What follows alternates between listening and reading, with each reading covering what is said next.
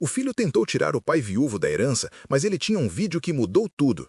Eles riram do pobre pai no momento em que ele entrou na sala de audiências. Seu paletó surrado tinha remendos nos cotovelos e seus sapatos estavam tão gastos que mal se podia distinguir sua cor original.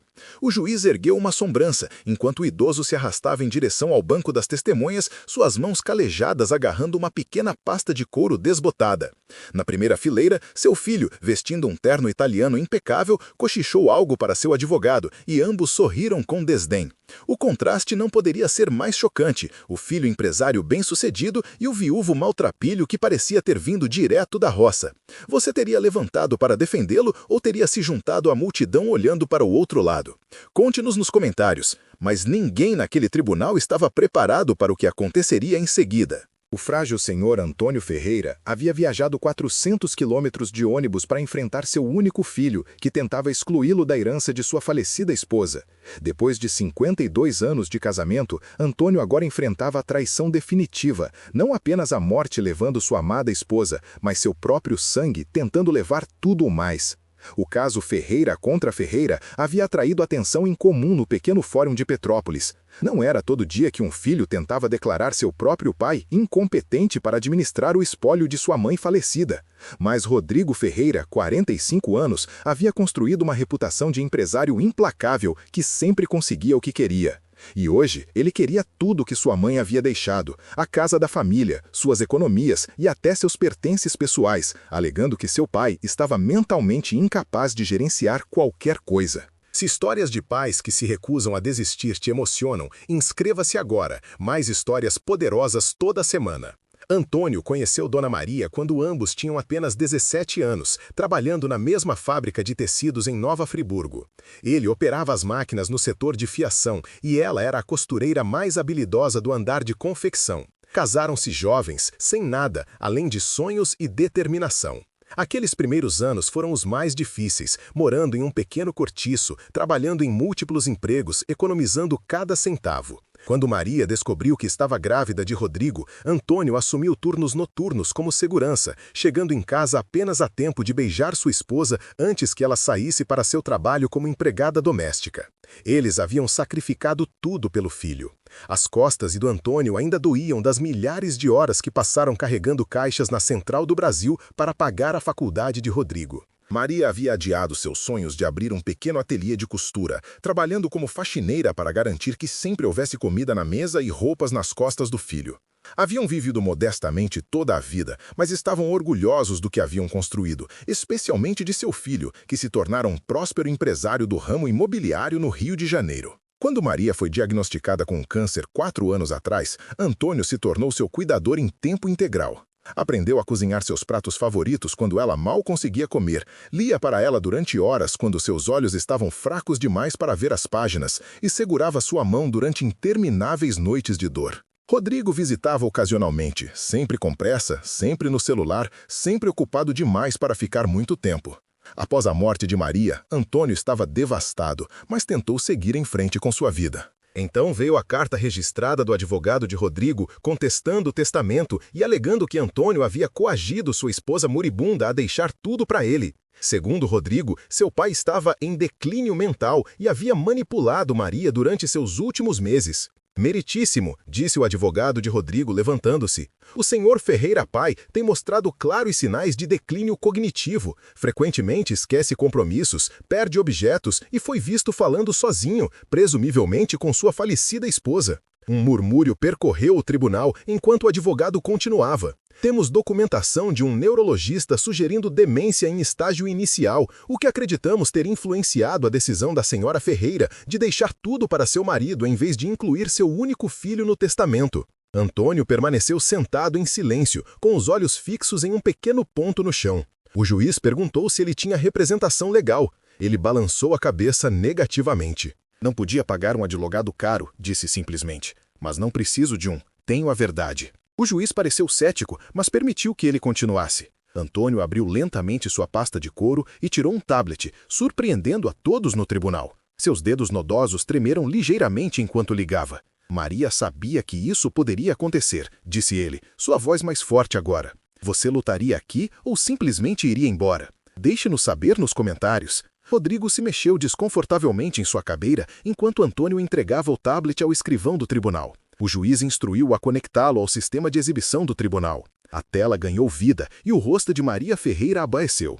Embora visivelmente doente, seus olhos estavam nítidos e focados. O registro de data no vídeo mostrava que havia sido gravado 3 semanas antes de sua morte. Meu nome é Maria da Conceição Ferreira, ela começou, sua voz fraca, mas determinada. Estou em pleno uso das minhas faculdades mentais, fazendo esta gravação por minha livre e espontânea vontade, sem qualquer coerção. Ela segurou o jornal do dia como prova da data, depois mostrou seu RG e cartão do SUS para a câmera. Estou ciente de que meu filho Rodrigo pode contestar meu testamento após minha morte. Ele sempre foi ambicioso, às vezes à custa da bondade. Ela fez uma pausa respirando com dificuldade. Escolhi deixar tudo para meu marido Antônio, não porque ele me manipulou, mas porque ele conquistou isso através de décadas de sacrifício e amor incondicional. O tribunal ficou completamente em silêncio enquanto Maria continuava, detalhando a vida deles juntos, as lutas, os sacrifícios e, mais dolorosamente, o gradual afastamento de Rodrigo à medida que sua riqueza crescia. Rodrigo parou de ligar nos feriados há 2 anos, ela disse, com os olhos marejados. Estava ocupado demais com seus novos amigos, gente rica que nunca entenderia o valor do que Antônio e eu construímos juntos. Ela descreveu como havia tentado repetidamente manter contato, convidando-o para almoços de domingo, enviando-lhe cartões e cartas que frequentemente ficavam sem resposta. Então veio a parte mais condenatória. Maria mostrou extratos bancários revelando grandes transferências de sua modesta conta poupança para a conta pessoal de Rodrigo durante seus anos de faculdade e quando começou seu negócio. Hipotecamos nossa casa 2 vezes para ajudá-lo, ela disse. A primeira vez para pagar seu MBA depois que ele perdeu sua bolsa de estudos devido a notas baixas. A segunda vez para investir em seu primeiro empreendimento imobiliário quando nenhum banco quis arriscar nele.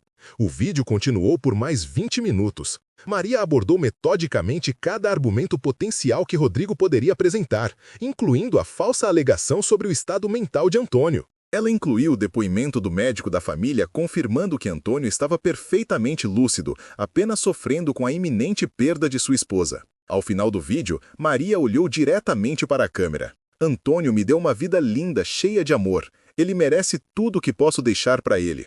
Rodrigo, se você está assistindo isso porque contestou o testamento, quero que saiba que eu te perdoo, mas espero que um dia você entenda que o sucesso não se mede pelo que você tem, mas pelo que você dá. A tela escureceu e o tribunal permaneceu em silêncio por vários longos momentos. Antônio calmamente pegou o tablet de volta e o devolveu à sua pasta. O juiz pigarreou, visivelmente comovido. Já vi muitas contestações de testamento em meus anos no tribunal, mas nunca uma evidência tão clara das intenções de uma testadora. Ele olhou diretamente para Rodrigo, cujo rosto havia perdido toda a cor. Senhor Ferreira, deseja continuar com sua petição diante desta nova evidência? Rodrigo não conseguiu sustentar seu olhar. Seu advogado sussurrou urgentemente em seu ouvido, mas ele parecia paralisado. Finalmente, ele se levantou.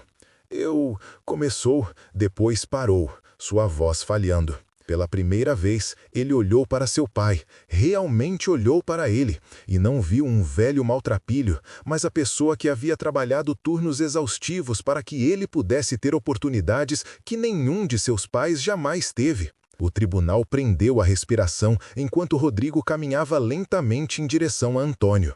O idoso olhou para cima, seus olhos cansados, mas ainda gentis. Pai, disse Rodrigo, quase inaudível, me desculpe.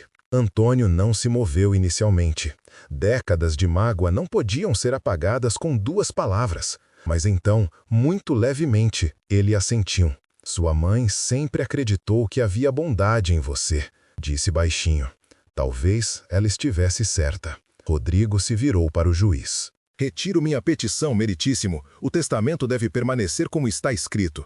O juiz assentiu, fazendo uma anotação em seu arquivo. Caso arquivado, disse batendo seu martelo. Enquanto as pessoas começavam a sair do tribunal, Antônio permaneceu sentado, emocionalmente exausto. Rodrigo hesitou, então sentou-se ao seu lado. Não espero que me perdoe, disse, mas quero que saiba que eu estava errado, sobre tudo. Antônio não respondeu imediatamente. Simplesmente abriu sua pasta de couro novamente e tirou outro item, uma pequena fotografia desbotada. Mostravam Antônio e Maria muito mais jovens, com um menino pequeno entre eles, todos sorrindo amplamente na festa de São João da paróquia local.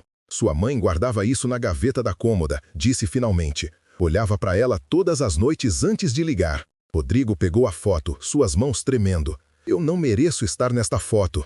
Não, concordou Antônio. Não merece. Mas você está nela mesmo assim. Isso é o que significa ser família. O tribunal esvaziou-se e Antônio se preparou para pegar o longo ônibus de volta para casa. Enquanto reunia suas coisas, Rodrigo se aproximou novamente. Pai, disse, deixe-me levá-lo para casa. Antônio olhou para seu filho, estudando seu rosto em busca de sinceridade. Depois de um momento, ele assentiu. A viagem foi silenciosa na primeira hora. Dois estranhos com o mesmo sangue, inseguros de como transpor o abismo entre eles. Finalmente, Rodrigo falou. Tenho uma casa de hóspedes na minha propriedade na Barra. É pequena, mas confortável. Você poderia ficar lá se quisesse, até decidir quais serão seus próximos passos. Antônio olhava pela janela a paisagem que passava. Sua mãe teria gostado disso, disse finalmente. 2 semanas depois, Antônio se mudou para a casa de hóspedes. Não era perdão, ainda não, mas era um começo. A pasta de couro foi com ele, junto com o tablet de Maria contendo não apenas o vídeo mostrado no tribunal, mas dezenas de outros que ela havia gravado em seus últimos meses. Cada noite, Antônio sentava-se na pequena varanda da casa de hóspedes, assistindo ao pôr do sol sobre a Pedra da Gávea.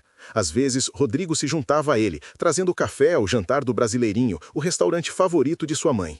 Suas conversas eram tensas no início, cheias de pausas desconfortáveis e palavras cuidadosas. Mas, gradualmente, eles começaram a encontrar o caminho de volta um para o outro. Uma noite, Rodrigo chegou com seu próprio tablet. Tenho pensado muito na mãe, disse, sentando-se ao lado do pai. Encontrei alguns vídeos antigos que gravei há anos. Gostaria de vê-los? Antônio assentiu, e Rodrigo apertou play. A tela mostrava Maria na formatura de Rodrigo na FGV, radiante de orgulho. Outro clipe a mostrava dançando com Antônio no casamento de Rodrigo no Copacabana Palace, ambos parecendo mais jovens e despreocupados. Vídeo após vídeo revelaram momentos que Antônio quase havia esquecido. Festas de fim de ano na casa da praia em Cabo Frio, aniversários, domingos comuns quando todos estavam juntos como família. Eu não percebia o quanto tinha, disse Rodrigo baixinho enquanto o último vídeo terminava. Estava tão ocupado perseguindo o que achava que queria, que joguei fora o que realmente importava. Antônio estendeu a mão e a colocou no ombro do filho. Sua mãe costumava dizer que nunca é tarde demais para encontrar o caminho de volta para casa. 3 meses após o processo judicial, os sócios de Rodrigo ficaram surpresos quando ele anunciou que reduziria suas horas para passar mais tempo com a família. 6 meses depois, a casa de hóspedes estava vazia, não porque Antônio havia partido, mas porque ele se mudara para a casa principal depois de cair e quebrar o fêmur. Rodrigo havia convertido o escritório do térreo em um quarto para que seu pai não precisasse subir escadas. Eles ainda assistiam juntos aos vídeos de Maria, descobrindo novos que não haviam visto antes. Em um dos últimos que ela gravou, apenas dias antes de falecer, ela olhou diretamente para a câmera com um sorriso sereno. Lembrem-se, ela havia dito, a maior herança não é dinheiro nem propriedade. É o amor que escolhemos dar ao outro todos os dias, mesmo quando é difícil. Especialmente quando é difícil. No aniversário da morte de Maria, Antônio e Rodrigo visitaram seu túmulo juntos no cemitério São João Batista. Rodrigo havia trazido orquídeas frescas, as favoritas dela. Enquanto estavam lado a lado, Antônio tirou um último vídeo que havia guardado para este momento. Nele, Maria lia uma carta que havia escrito para ambos. Meus queridos homens, sua voz ecoou claramente no silêncio do cemitério. Se estão assistindo isso juntos, então a cura começou. Antônio, você me ensinou como é o amor incondicional. Rodrigo, você deu propósito e alegria à minha vida. Meu maior desejo é que vocês encontrem o caminho de volta um para o outro, que reconstruam o que foi quebrado e que lembrem que família não é apenas questão de sangue, são as escolhas que fazemos todos os dias. Quando o vídeo terminou, Rodrigo se virou para seu pai, com lágrimas escorrendo pelo rosto. Sinto tanta falta dela. Eu sei, disse Antônio, abraçando seu filho. Eu também. Mas ela ainda está conosco em cada escolha que fazemos. Eles caminharam de volta para o carro juntos, passos sincronizados, a distância entre eles finalmente diminuindo. No Natal seguinte, Rodrigo surpreendeu Antônio com uma caixa empoeirada que havia encontrado no sótão da antiga casa da família. Dentro estava o velho violão de Antônio, aquele com o qual ele costumava tocar serestas para Maria quando eram jovens. Naquela noite, pela primeira vez em décadas, Antônio tocou as músicas que haviam conquistado o coração de sua esposa. Sua voz estava mais áspera, seus dedos menos ágeis, mas quando cantou Carinhoso, o clássico de Pixinguinha que era a música favorita de Maria, algo se curou em ambos. A empresa de Rodrigo prosperou nos anos seguintes, mas de uma maneira diferente. Ele começou a investir em habitação popular, construindo conjuntos habitacionais de qualidade em comunidades onde as pessoas realmente precisavam. Projeto Maria, ele chamou a iniciativa, em homenagem à mãe que nunca esquecera de onde viera, mesmo nos piores momentos. Quando Antônio completou 80 anos, a festa foi realizada no quintal da casa de Rodrigo. Vizinhos, antigos colegas de trabalho e até mesmo o juiz que presidira o caso anos atrás compareceram. Ninguém mencionou o processo ou o testamento. Em vez disso, contaram histórias sobre Maria, seu riso contagiante, sua habilidade de fazer uma única galinha alimentar uma família inteira por 3 dias, sua insistência em que educação era o único caminho para uma vida melhor. No final da noite, quando a maioria dos convidados já havia partido, Rodrigo encontrou Antônio sentado sozinho, olhando para as estrelas. "No que está pensando, pai?" perguntou, sentando-se ao lado dele. Antônio sorriu. "Em sua mãe. Ela estaria orgulhosa hoje." "De mim?" perguntou Rodrigo. "De nós dois", respondeu Antônio, "por termos encontrado nosso caminho de volta." No final, a herança que realmente importava não era a casa, nem o dinheiro, nem qualquer bem material. Era a segunda chance que Maria havia orquestrado de além-túmulo, a oportunidade para um pai e um filho redescobrirem o que havia sido perdido. Através de sua previsão e amor, ela havia dado a eles o presente mais precioso de todos, a chance de serem uma família novamente. Nunca julgue o valor de um pai pela sua aparência. Os homens mais ricos às vezes vestem as roupas mais humildes. Se esta história te comoveu, inscreva-se agora para mais histórias poderosas toda semana. E clique no vídeo na tela para assistir a próxima, com uma reviravolta tão poderosa que você nunca esquecerá.